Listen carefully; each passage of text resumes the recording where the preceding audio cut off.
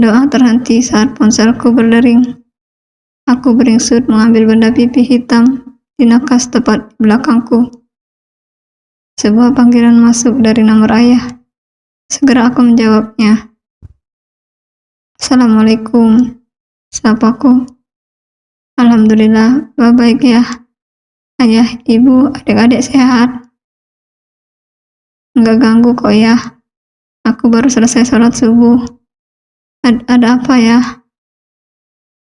Apa? Mas Fian? Mendengar penuturan ayah, air mataku langsung tumpah ruah. Tangis tidak terelakkan. Makin lama semakin menjadi. Rika yang baru keluar dari kamar mandi langsung berlari memburuku. Ada apa? Lo kenapa nangis? Aku mengangsurkan ponsel yang panggilannya masih tersambung. Sambil terbata-bata, aku pun berkata, Ayah, Mas Fian, Rik. Kenapa ayah dan Mas Fian? Tubuh ini ambruk dalam pelukan Rika. Sebelum benar-benar kehilangan kesadaran penuh, sayapku dengar Rika berteriak memanggil nama, sembari menepuk-nepuk pipiku. Mel, Amel, Amel. Wangi mint dan sitrus yang segar dari minyak roll-on terhirup indera penciumanku, membuat kesadaranku kembali, sehingga perlahan mata ini terbuka. Syukur lo sudah sadar, kata Rika. Aku menoleh ke sisi kiri, mencari sosok Mas Fian yang tidak berada dalam ruangan ini. Mas Fian, panggilku lirih. Jangan banyak pikiran dulu. Aku mau ketemu Mas Fian, rengekku. Gue ngerti, tapi situasi belum tenang, Mel. Nanti juga laki lo bakalan balik. Gak mungkin dia tega ngebiarin lo tanpa kejelasan.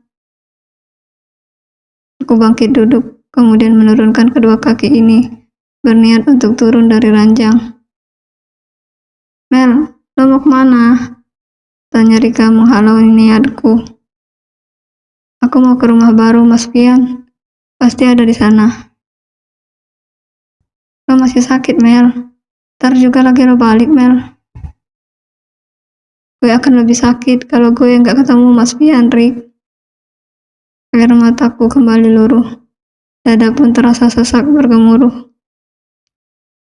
Lo harus tenang. Masalah nggak akan nemuin titik temu kalau lo ngerasa gerusuk kayak gini. Seru Rika dengan nada yang tinggi, penuh penekanan. Gak bisa ngomong kayak gitu, karena lo nggak ada di posisi gue. Gue hamil. Tapi ayah dari calon anak gue menolak kehadirannya. Anak ini bukan anak hasil zina dengan laki-laki lain. Ini anak Mas Fian. Demi apapun gue berani bersumpah. Aku berani bersumpah. Gue memang gak ada di posisi lo. Tapi gue sahabat lo. Apa yang lo rasain, gue ikut ngerasain. Kalau lo gak mau nurut sama gue, apa artinya gue di sini sekarang? Gue khawatir, Mel. Lo udah gue anggap kayak saudara. Bahkan lebih dari saudara. Gue sayang sama lo. Jadi kalau lo sakit, gue juga ikutan sakit. Tapi Rick, gue harus ketemu Mas Fian. Please anterin gue ke rumah baru. Pintaku seraya mengguncang-guncang pelan bahunya. Apa yang dikatakan ayah tadi di telepon? Mas Fian menghubungi ayah, memintanya datang untuk menjemputku. Lo dicerai? Aku menggeleng. Ayah bilang Mas Fian minta ayah dan ibu sementara jagain aku. Kandungan aku lemah, butuh perhatian dan perawatan ekstra. Gila, ada apa ini? Makanya Rick, aku mau telepon ayah lagi. Bilang gak usah datang. Aku baik-baik saja. Kan ada lo juga Bik Nani. Iya, ada baiknya lo bilang gitu. Sekarang lo telepon. Sebelum mereka berangkat. Kesian. Oke, tapi habis itu anterin gue ya ke rumah baru. Sejenak Rika terdiam. Tatapannya lekat padaku. Setelah lo sarapan dan minum obat dari dokter. Ujarnya tidak bisa ditawar lagi. Oh, oke. Jawabku pasrah. Bibir Rika mengulum senyum. Kemudian ia mengajakku untuk sarapan di ruang makan. Setelahnya aku pun bersiap. Tunik selutut dengan 7/8 pun kujadikan dress. Karena ukurannya lumayan besar. Jadi nyaman dipakai. Kami berangkat setelah berpamitan kepada ibu dan Devi. Kurang lebih 1 jam kemudian, mobil yang dikendarai oleh Rika sampai di tempat tujuan. Tidak kutemukan tanda adanya kehidupan di sana. Mobilnya pun tidak ada. Aku memutuskan untuk masuk memeriksa dalam. Siapa tahu semalam Mas Fian pulang menginap, lalu pagi-pagi sekali sudah berangkat. Keperiksa setiap ruangan yang di rumah ini, hingga gudang di lantai atas. Hasilnya nihil. Mas Fian tidak pulang ke rumah. Lalu dia kemana? Apakah mungkin pulang ke rumah Ayu? Ya Allah, kenapa aku punya firasat jelek begini? Kita ke rumah Ayu, usulku pada Rika. Lo yakin? Gak tahu, feeling gue kok gak enak sama si Ayu. Jangan karena cerita masa lalu, lo jadi cemburu lagi, Mel. Gue kagak cemburu, Rik. Gak tahu kenapa gue punya feeling gak enak sama tuh cewek. Ayo deh. Kami bergegas menaiki mobil Rika. Tidak membuang waktu. Ia segera tancap gas ke tempat tujuan selanjutnya. Sama seperti Mas Fian, Ayu tidak ada di rumahnya. Menurut informasi dari asisten rumah tangganya, majikannya tersebut tidak pulang semalam. Tidak berlama-lama, kami pun berpamitan dan kembali masuk ke dalam mobil. Aku yang bingung kemudian menyandarkan kening di tepian dashboard. Masalah ini benar-benar membuat kepala ini terasa berat dan mau pecah. Kita pulang, tanya Rika sesaat setelah menyalakan mesin mobil. Kita ke kantor Mas Fian, perintahku pelan. Jangan gila, Mel. Masalah pribadi jangan dibawa-bawa ke kantornya. Bisa malu laki lo. Lo pikir gue akan ngamuk di sana, kayak di sinetron-sinetron? Kagak lah, Rik. Gue masih waras, tahu etika dan sopan santun. Come on, Rick. Oke. Tapi janji ya lo, gak akan berbuat yang aneh-aneh di sana. Iya, gue janji. Akhirnya Rika sepakat dan mau menuruti kemauanku. Aku yakin Mas Fian ada di kantor, karena loyalitasnya pada pekerjaan sangat tinggi. Sesampainya di pelataran parkir, aku dan Rika bergegas masuk ke dalam lobi. Selamat pagi, Bu Amel. Sapa Felin, sang resepsionis. Pagi juga, Fel. Pak Fian? Pak Fian sedang di ruang meeting, Bu. Kalau Ibu mau, saya akan menghubungi beliau. Gak usah, Fel. Saya tunggu di ruangannya saja. Cegahku segera. Baik, Bu Amel. Nanti selesai meeting, saya akan kabari Pak Alfian. Kalau ada Ibu, gak usah kasih kabar apa-apa. Saya mau kasih kejutan sama suami saya. Aku melirik Rika yang tersenyum kepada Felin. Baik kalau begitu, Bu Amel. Semoga acara surprise-nya berhasil. Makasih ya, Felin. Kami permisi. Baik, tapi maaf, ini kartu visitor untuk mbaknya. Saya nggak masuk, Mbak. Saya akan tunggu di kafe depan sana.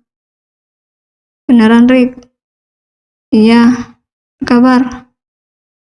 Oke, thanks ya. Rika berlalu keluar gedung, sedangkan aku melangkah mantap menuju lift. Pintu besi kokoh yang membawaku ke lantai 3 pun terbuka. Aku menghela nafas lalu mengucap basmalah saat mengayunkan kedua kaki ini. Saat pintu dari ruangan yang dituju mulai terlihat, jantungku semakin berdegup kencang. Rasa dingin menyergap kedua telapak tangan dan kaki. Dengan tangan gemetar, aku membuka tungkai pintu. Fiberglass bercat coklat tua di hadapan, lalu masuk dan menutupnya kembali. Kuedarkan pandangan ke setiap sudut ruangan, bernuansa putih tersebut. Begitu nyaman dan bersih. Kuhampiri meja kerja Mas Pian, kemudian duduk di kursi putarnya, memandang potret kami dalam pose berpelukan, dan saling memandang satu sama lain. Oh, akankah kebahagiaan itu hadir kembali dalam rumah tanggaku? Kuputar kursi menghadap ke jendela kaca besar di belakangku, memandang gedung pencakar langit dan jalanan ibu kota yang mulai padat. Dalam keheningan, aku pun terlelap. Beberapa saat kemudian, aku mengerjap saat mendengar decit pintu terbuka yang disusul dentum pelan pintu tertutup. Aku memutar kursi, lalu bangkit saat sosok yang sudah lama kutunggu sedang berdiri mematung dengan raut terkejut karena melihatku. "Dek Amel," panggilnya dengan suara bergetar. Ku percepat langkah menghampiri Mas Fian. Aku yang sudah tidak kuasa menahan rindu dan pilu pun langsung menghambur memeluknya. Tangisku kembali pecah di dalam pelukannya. "Mas Fian, kenapa? Semalaman aku gelisah mikirin Mas." Suasana hening. Mas Fian pasti masih terkejut akan kedatanganku, sehingga ia belum bisa berkata-kata. Apa alasan Mas Fian menolak calon buah hati kita? Ini anak Mas Fian. Disumpah apapun, aku berani. Mau disumpah pocong juga, aku siap. Lagi-lagi Mas Fian bergeming. Tangannya kaku menggantung di kedua sisi. Lelakiku untuk pertama kali bersikap dingin, enggan untuk membalas pelukan. Rahasia apa yang Mas Fian sembunyikan dariku? Mas Fian perlahan mendorong tubuhku agar menjauh darinya. Kemudian ia berjalan menuju meja kerjanya, seolah tidak peduli padaku yang mulai menangis lagi. "Mas!" teriakku. Aku yang mulai emosi pun menghampirinya, kemudian menarik tangannya yang tertumpu di atas meja. Kepala Mas Fian yang tertunduk pun langsung mendongak dan menoleh kepadaku. "Kalau Mas nggak mau ngomong, aku akan pukul-pukul perut aku ini. Biar aja aku keguguran, karena nggak ada gunanya aku hamil juga." Kutinju-tinju dengan sekuat tenaga perut ini. Aku tidak bisa berpikir jernih lagi. Tekanan yang mengguncang batin membuatku nekat dan hilang akal sehat. Air mataku luruh bersamaan dengan harapan di dalam hati. Aku histeris seperti orang gila. Melihat aku yang kalap, Mas Pian segera menarik dan mencengkeram kedua tangan ini dengan kuat. "Istighfar, Dek. Mas yang harusnya nyebut," teriakku terseduh-sedan. "Yang diambil lakukan barusan itu dosa. Yang Mas lakukan ke aku nggak dosa." Kudorong tubuh kekarnya hingga terhuyung ke belakang beberapa langkah. Seketika cengkeraman tangannya pun terlepas. Aku bersimpuh di lantai, sembari mengusap-usap perut. Penyesalan hadir karena tidak dapat menguasai diri. Aku hampir membunuh buah cinta yang hidup dalam rahimku. "Maafin Bunda sayang, maafin," isakku. Mas Fian mematung seperti manekin di butik. Entah kenapa sikapnya jadi begitu padaku. Melihat sikapnya begitu padaku, aku bangkit dan menghampirinya. Ku tampar pipinya sekeras mungkin. Geram dan kesal aku dibuatnya. Mas menuduh aku bersinah. Dengan siapa? Dimas, Dokter Ian, atau siapa? Ku guncang kedua bahu kokohnya dengan kencang. Jawab, Mas. Jawab. Mas tega, Mas jahat. Sampai-sampai menelpon ayah untuk segera menjemputku. Pakai alasan kasihan, aku takut. Gak ada yang jagain. Sekalian saja Mas serahin aku ke ayah. Bilang sama ayah kalau Mas mau menceraikan aku. Lelaki di hadapanku masih saja diam membisu. Aku habis kesabaran. Ku banting foto kami yang berada di sudut meja. Kacanya pecah berkeping-keping. Aku harus membuat Mas Fian bicara. Bagaimanapun caranya. Aku tidak mau membiarkan masalah ini berlarut-larut. Beri Mas waktu sendiri, Dek. Untuk apa? Ada hal yang ingin Mas lakukan. Iya, apa? Hilang. Alih-alih menjawab, Mas Fian malah membalikkan tubuhnya, menggonggongiku. Dasar pengecut. Aku menyerah, Mas. Aku lelah meyakinkan Mas. Aku capek, karena Mas nggak bisa. Aku ajak bicara baik-baik. Mas membentengi diri dengan tembok. Mas menolak untuk menyelesaikan masalah ini dengan cepat. Aku kecewa, Mas. Mas jangan takut. Aku nggak akan datang lagi untuk mengganggu Mas Fian. Aku akan pulang ke rumah ayah. Rumah kita bukanlah rumahku. Aku akan pulang ke rumah ayah. Tapi sebelum aku pulang, aku mau ke rumah sakit sekarang. Aku akan melakukan tes DNA. Kita lihat siapa yang benar dan siapa yang salah. Tantangku pada Mas Fian. Dan jika nanti hasilnya keluar dan menyatakan janin yang aku kandung ini adalah anak Mas Fian, maka saat itu Mas gak akan bisa ketemu aku lagi. Biarlah ayah yang menyampaikan surat hasilnya pada Mas. Aku mohon, Mas ikut denganku ke rumah sakit. Aku akan numpang mobil Rika. Aku duluan. Tanpa menunggu respon Mas Fian, aku berlalu dengan hati yang sangat hancur. Cukup sudah aku mengemis tanggung jawab serta pengakuan darinya. Rasanya aku sanggup membesarkan anak ini kalau memang ayahnya tidak menginginkannya. Kurogoh ponsel untuk menghubungi Rika. Tunggu di mobil sekarang, kataku singkat. Saat keluar dari lift, ku percepat langkah ini menuju pelataran parkir, mengabaikan sapaan dari Velin dan security. Aku berjalan menunduk karena tidak ingin terlihat kacau. Aku harus menjaga nama baik Mas Fian di hadapan para karyawannya. Udah selesai? Tanya Rika. Waduh tua pengecut. Dia minta waktu sendiri. Gue udah nyerah, Rik. Udahlah, gue pasrah. Gak mau ngarep bertahan. Cuma gue ajak dia buat tes DNA.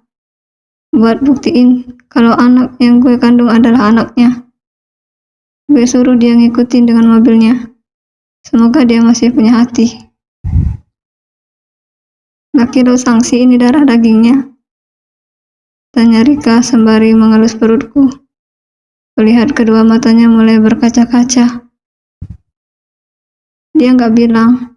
Cuma dari bahasa tubuhnya gue yakin. Dia meragukan ini anak dia. Ada rahasia yang dia sembunyikan dari aku. Aku yakin, Rick. Lo curiga gak sama si Ayu? Entahlah, Rick. Gue bingung. Gue tadi kalap. hampir bunuh janin ini. Karena gue kesal sama Mas Fian yang diam terus. Isaku seraya menghambur memeluk Rika. Sabar Mel, anak dalam kandungan lo gak salah, gak tahu apa-apa. Kalau memang laki lo gak sudi mengakui, biarin aja. Lo masih punya orang tua, lo punya gue. Jangan takut anak lo nanti akan kekurangan kasih sayang. Makasih banyak Rick. Kalau gak ada lo, gue gak tahu gimana gue bisa kuat ngadepin masalah ini. Itulah gunanya sahabat, selalu ada dalam suka dan duka. Gue sayang lo Mel. Aku mempererat rangkulan. Tangisku kembali berderai karena terharu akan kebaikan hati Rika yang tulus padaku. Kita jalan sekarang. Itulah Kilo jalan menuju ke mobilnya. Aku melerai pelukan, kemudian mengangguk. Rika tidak membuang waktu. Ia langsung tancap gas menuju rumah sakit besar yang menyediakan fasilitas tes DNA janin. Setelah kurang dari 1 jam mencari, akhirnya kami tiba di tempat tujuan. Tidak lama mobil Mas Fian yang sedari tadi mengikuti pun muncul. Setelah mendaftar dan membayar biaya tes, aku dan Mas Fian memasuki ruangan. Dokter ahli kebidanan dan kandungan yang bertugas menyuruhku untuk berbaring, kemudian memeriksa posisi janin dengan USG. Setelah kondisi dan posisi calon anakku terdeteksi, wanita berkerudung hijau pupus itu memberikan anestesi yang dioleskan ke permukaan kulit perut. Kemudian membersihkan area perut yang menjadi lokasi pengambilan cairan dengan cairan desinfektan agar tidak terjadi infeksi. Selanjutnya, sebuah jarum tipis dan panjang dimasukkan ke perut hingga mencapai rahimku. Tindakan tersebut dilakukan untuk mengambil cairan amnion atau juga fili choriolis dari dalam kandunganku. Aku meringis dan sedikit menangis karena ngilu dan agak perih terasa meski telah diberi anestesi tadi. Setelah air ketuban sebanyak kurang lebih 20 mm atau setara dengan 4 sendok teh terambil, suntikan dicabut dan segera dibawa ke lab untuk diperiksa. Selama proses pengambilan cairan berlangsung, kondisi janinku tetap dipantau melalui USG. Hal ini dilakukan agar terhindar dari hal-hal yang tidak diinginkan. Seorang perawat menghampiri dan membantuku untuk bangun dari ranjang. Kulirik Mas Fian yang melongok, memperhatikan detail tahap pemeriksaan yang dilakukan sang dokter padaku. Aku dipapah perawat untuk duduk di kursi. Setelah itu, ia mengajak Mas Fian masuk ke dalam dan mempersilahkan duduk di kursi hitam. Tindakan lanjutan adalah untuk mendapatkan profil terduga ayah. Perawat yang menjadi asisten dokter mengambil sampel darah Mas Fian, yang kemudian akan dibawa ke lab bersamaan dengan cairan ketubanku tadi. Setelah semua selesai, sang dokter memberikan secarik kertas kepadaku. Dibutuhkan waktu sekitar 14 hari untuk bisa mengetahui hasilnya. Tutur sang dokter pada kami yang duduk agak berjauhan. Baik Bu, terima kasih banyak, ucapku seraya bangkit, lalu kemudian menjabat tangannya dan berlalu meninggalkan ruangan pemeriksaan. Kami permisi Bu, pamit Mas Fian menyusulku. Setelah menutup pintu, ia mengejar dan menarik tangan ini. Dek, kita bicara ya.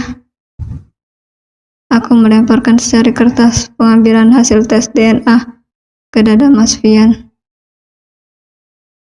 2 minggu kemudian, Mas datang lagi ke sini. Kalau aku yang ambil, Takut aku difitnah memanipulasi hasilnya. Cukup sampai di sini sakit hati yang aku alami. Aku nggak mau ada fitnah lagi setelah ini. Mas akan cerita semuanya. Tuturnya mengibah. Harusnya Mas bilang ini tadi di saat di kantor. Bukan sekarang. Aku sudah kadung kecewa. Tanpa sebab Mas meragukan status janin ini. Ini buah cinta kita, Mas. Kalau ini hasil dari perselingkuhan, mustahil aku berani melakukan tindakan ini. Mas melakukannya karena alasannya kuat. Katanya lagi berusaha untuk menahanku untuk tidak pergi. Mas bingung dan kalut. Semua sudah terlambat, Mas. Please, Dek. Kita harus pergi ke suatu tempat untuk bicara. Bicara apa lagi? Bicara tentang semuanya. Tentang masalah ini. Mata Mas Fian memerah. Cairan bening menggenang di pelupuk. Hasil tes DNA yang akan bicara. Aku menarik tanganku sekuat mungkin, hingga terjengkang dan terhuyung. Beruntung lorong menuju ruangan pemeriksaan di mana kami berada ini sepi. Sebab kalau tidak, pasti kami sudah jadi tontonan seru orang-orang yang melintas. Cukup sudah aku mengemis sama Mas. Sebaiknya kita hidup masing-masing sekarang. Aku gak akan ganggu hidup Mas lagi. Begitu juga sebaliknya. Aku pamit. Pungkasku parau.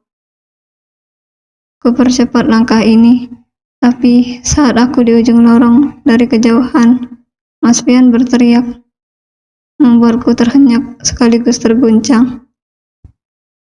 Aku menghentikan langkah, dan saat menoleh, ia sedang duduk bersimpuh, seraya memperlihatkan sebuah amplop putih panjang. Bersambung.